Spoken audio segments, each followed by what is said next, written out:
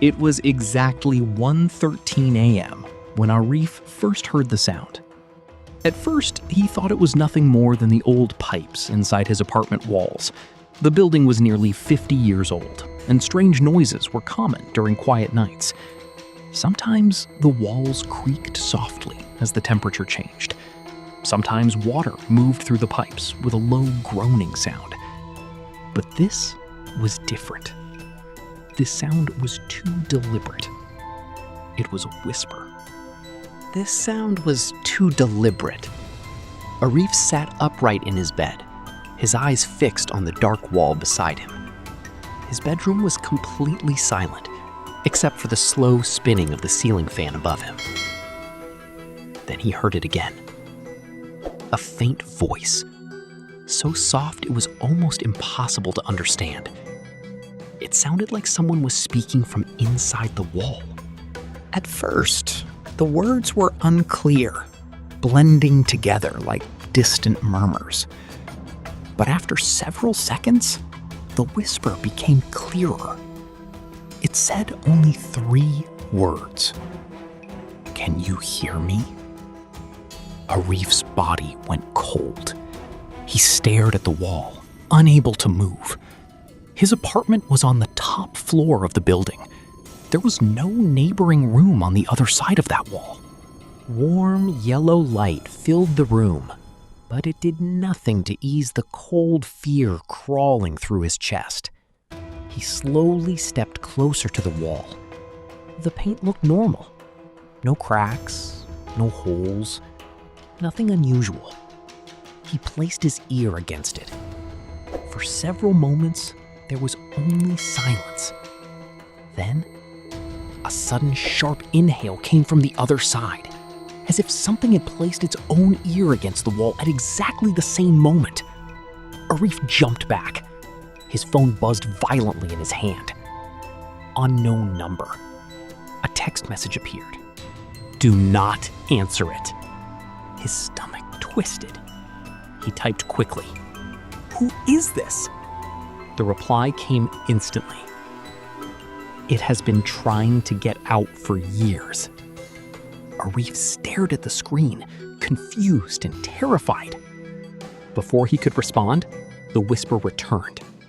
Only now it sounded desperate, panicked. "Please, help me! It's almost through!" Then, the wall began to knock. Slowly. 3 times. Knock. Knock. Knock. The sound came from inside the wall. Arif stumbled backward. The knocking became louder. The wallpaper began to bulge outward, as if something was pressing against it from the other side. Then, a long, human-shaped handprint slowly appeared beneath the paint, pushing outward, stretching, trying to break through. Arif's phone buzzed again. "Turn off every light. If it sees you, it will know where to come out."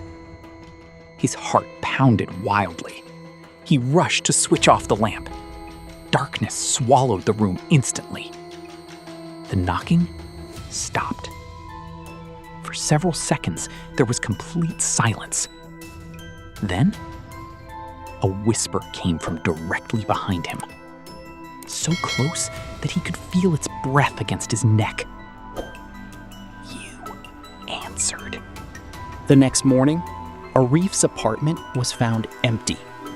There were no signs of struggle, no forced entry, nothing missing. The only strange thing investigators found was a message carved deep into his bedroom wall. It read, "Can you hear me?" 3 days after Arif disappeared, nobody in the apartment building wanted to enter room 713.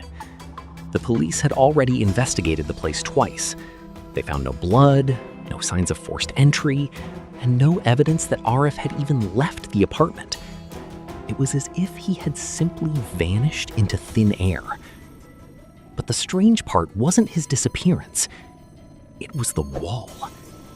Every officer who entered the bedroom reported the same thing. random moments, faint knocking sounds came from inside it. 3 knocks. Always 3.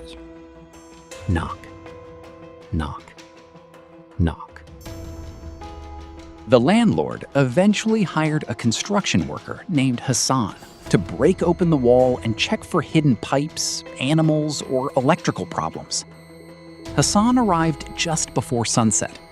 He was a large man in his 40s who didn't believe in ghosts, curses, or internet horror stories. To scare people, that's all this is, he laughed while carrying his tools into the apartment. But the moment he stepped into Arif's bedroom, his smile faded. The room felt unnaturally cold. Not normal cold, dead cold. Even the air smelled strange, like wet concrete mixed with something rotten. Hassan looked toward the wall, the same wall Arif had heard whispering from. At first glance, it looked normal. But after staring at it for several seconds, Hassan noticed something disturbing. The surface wasn't completely flat.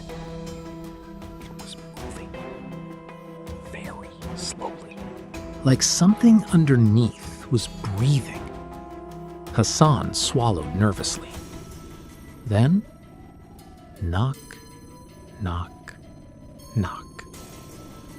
The sound came again, from inside the wall. For the first time that evening, Hassan stopped smiling. Still, he forced himself to continue working. He lifted his hammer and struck the wall hard. Crack! The sound echoed through the apartment. Dust fell onto the floor. He hit it again. Crack! A long fracture spread across the surface.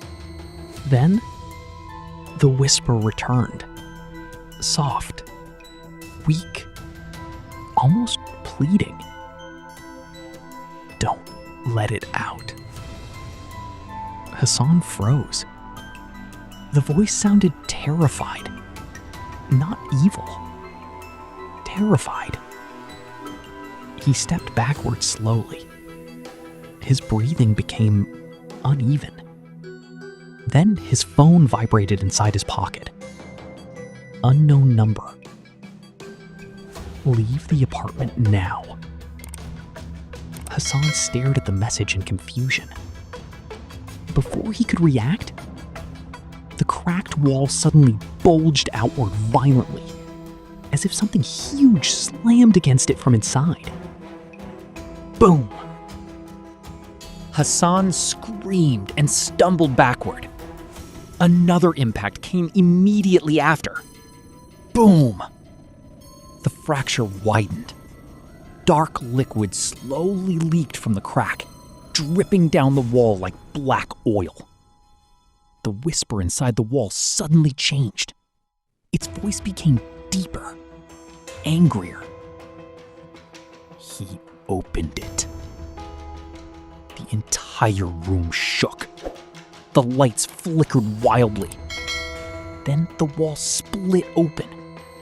Not like broken concrete, like flesh tearing apart. Hassan stared in horror as a long, pale arm slowly emerged from the darkness inside the wall. The fingers were unnaturally long. The skin looked stretched and wet. Then, another arm appeared. And another. Something was crawling out. Something far too large to fit inside the wall. Hassan turned and ran for the bedroom door. But the apartment hallway outside was no longer there. Instead, there was only darkness. Endless darkness. Behind him, the thing inside the wall began to laugh. Not loudly, quietly, like someone trying not to wake a sleeping child. Hassan looked back one final time, and saw Arif standing beside the broken wall. Or at least something wearing Arif's face. Its smile stretched impossibly wide. "Can you hear us now?" The next morning, room 713 was empty again. No Hassan, no tools, no broken wall. Everything looked untouched, except for one thing. Written across the bedroom wall in black letters were the words, "Now it's your turn."